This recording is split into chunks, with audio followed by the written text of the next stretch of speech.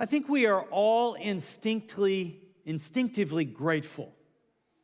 When God gives a beautiful day with a blue sky, when somebody does something good to us, or somebody gives us something nice. But when we fail to express gratitude, it puts up a barrier between us and the other person. Ingratitude is not something that we do to other people, it's something we don't do. It's an absence of words. When people fail to express gratitude to you, you notice, but they are rarely aware of it. When you give someone a gift and they don't say thank you, you wonder what's up. Did they get the gift? Did they appreciate it? If it's like a Christmas gift and you get no thank you, you wonder, should I give a gift again next year? They may have been grateful for your gift, but they never said anything. Unexpressed gratitude is experienced by you as ingratitude. When you show gratitude, people are drawn to you. A high schooler, teenager, if you want your parents to say yes to you more often rather than no when you ask for something, learn to say thank you. I think this is the typical thinking of some teenagers. Yes, I'm grateful for the food my parents provide and the clothes. I love my bedroom. I'm so glad that they drive me to my practices. But that's what they're supposed to do. They're my parents. Don't be typical. When you say thank you, it will draw your parents towards you because gratitude attracts people to us. Truth is, they don't owe you anything. Everybody is a volunteer, even parents. Luke tells a story about Jesus. Now, on his way to Jerusalem, Jesus traveled on the border between Samaria and Galilee. So Jory and I are leading a trip for our church to Israel next April, a year from April. And we will pass through this area going from the Galilee to Jerusalem. As he was going into a village, 10 men who had leprosy met him. They stood at a distance. Lepers hovered between life and death. They had a skin disease that ate away at their bodies. Their facial features were being eaten away. They wore masks over our faces. We get that. It was a communicable disease, so the law required them to keep their distance. So lepers stayed away and watched everybody else live life. Leprosy caused them to feel no pain. In a culture where physical labor was required just to survive, often they might lose fingers or toes or hands and feet. They had injuries that went unattended. They lived outside of town and tried to make a living in remote areas. Now, later on in the story, we learn that these 10 lepers were comprised of Jews and Samaritans. Typically, Jews and Samaritans would have nothing to do with each other. But pain and suffering have a way of bringing us together and maximizing what we have in common. When people need each other, religion and politics just don't matter that much. They stood at a distance and called out in a loud voice, "Jesus, Master, have pity on us." Now, master was a word reserved for people who followed Jesus, called Jesus master. And these people were not followers of Christ, but they were desperate. They thought, if he can do what people tell us he can do, we want him to take pity on us. When he saw them, he said, "Go." They had heard that word before. People were constantly saying to them, "Go, get out of here, stay away from us." But Jesus said, "Go show yourselves to the priests." Priests acted sort of like health inspectors. The lepers must have thought, go show them what? They still had leprosy. But Jesus had three purposes in mind.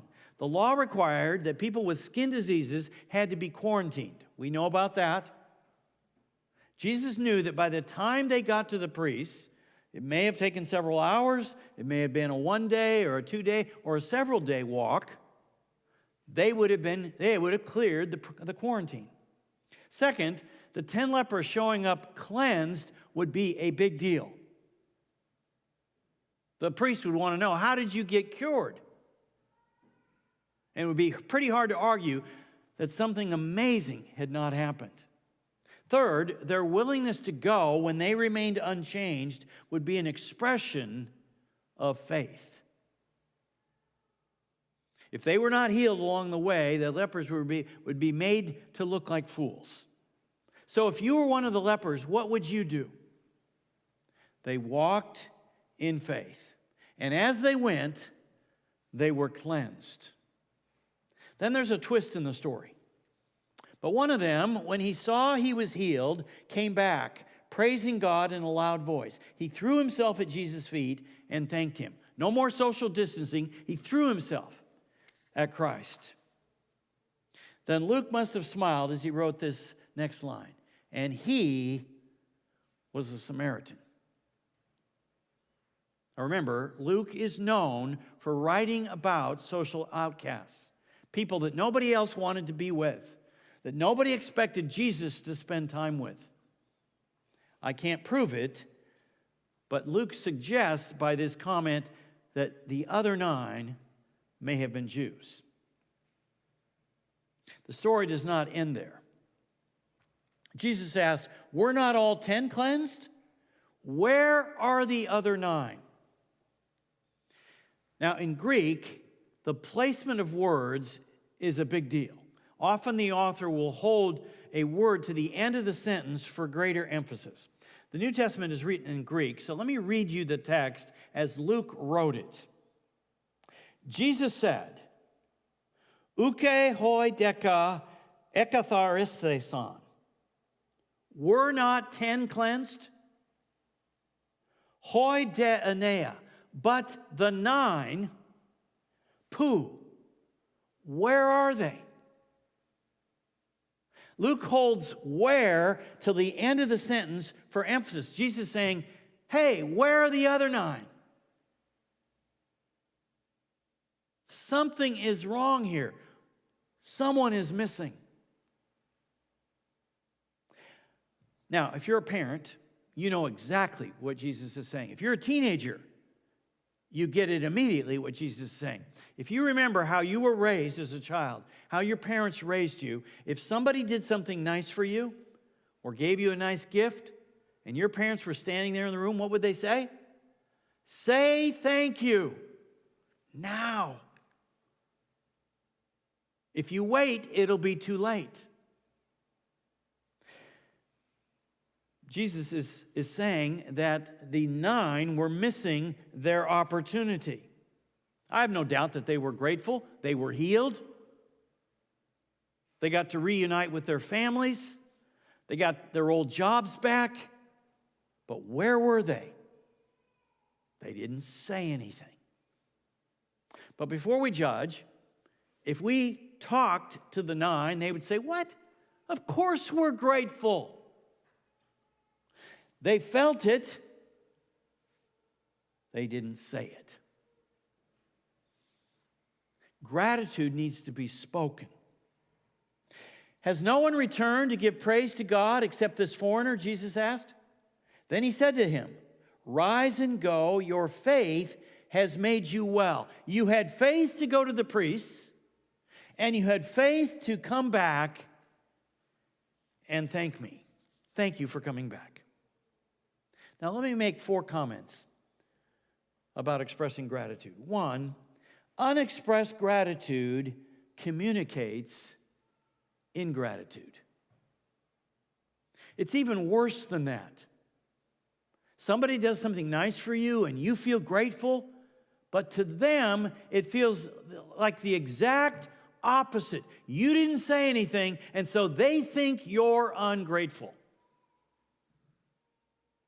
If you want to win the heart of your spouse, your parent, your child, a boss, an employee, express gratitude. That's the language of the heart.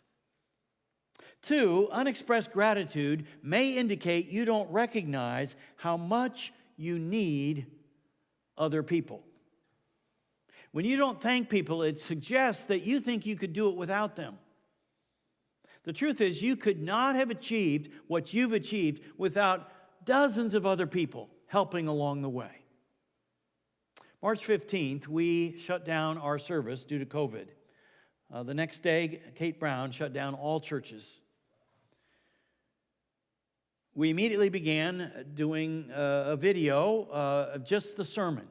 Then on July 12th, we began full band up here, and we began a live stream. There is no way Carrie and I could do what we're doing today without the help of about 25 people who play in the band, sing, and do the technology to get the live stream out. When you don't express gratitude, you come off as arrogant. Is expressing gratitude difficult for you? Are you more comfortable pointing out how things could have been done better than saying how they were done well? Thank people for what they've done well. 3, gratitude requires practice. I think we're all instinctively grateful. But expressing gratitude does not come automatically. The good news is that you can learn to do this.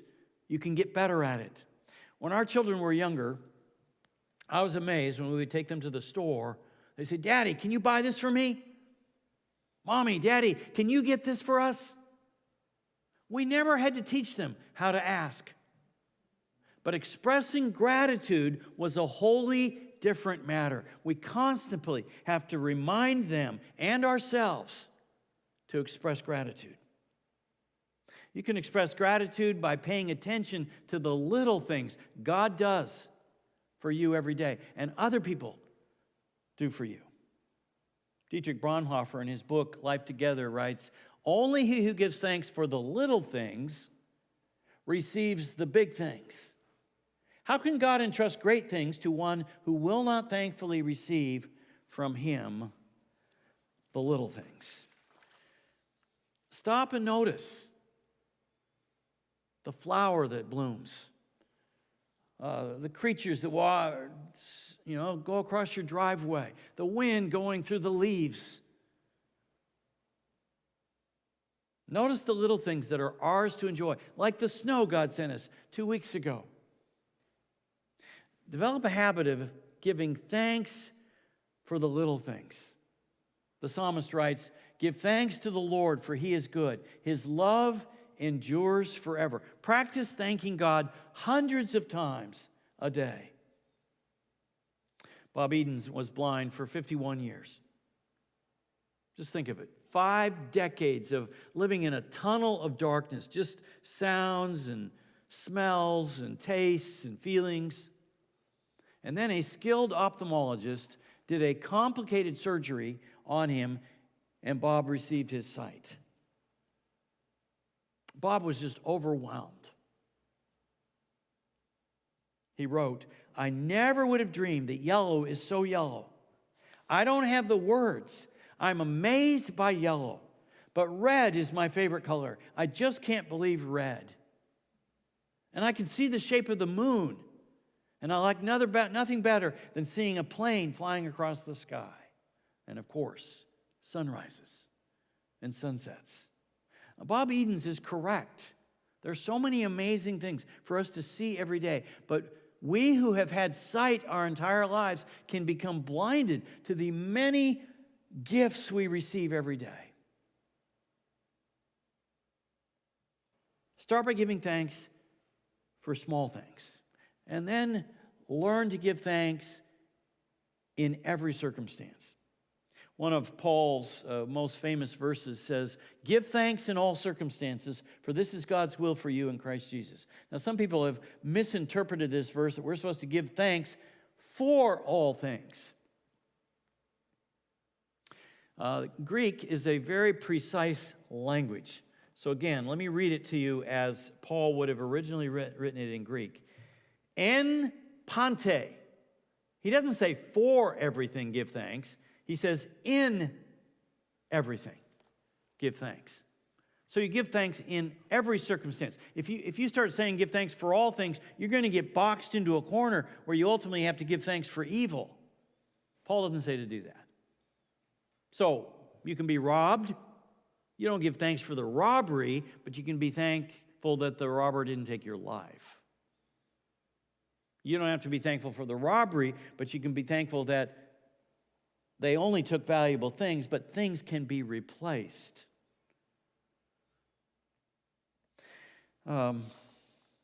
Thomas Edison was an example of someone who learned to give thanks in all things. In 1914, Edison Laboratories in New Jersey was burned down almost entirely to the ground.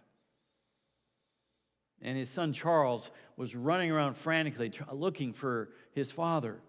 And he finally found him pretty close to the fire, the glow of the fire on his face and his white hair blowing back. And Thomas noticed him and he says, "Where's your mother?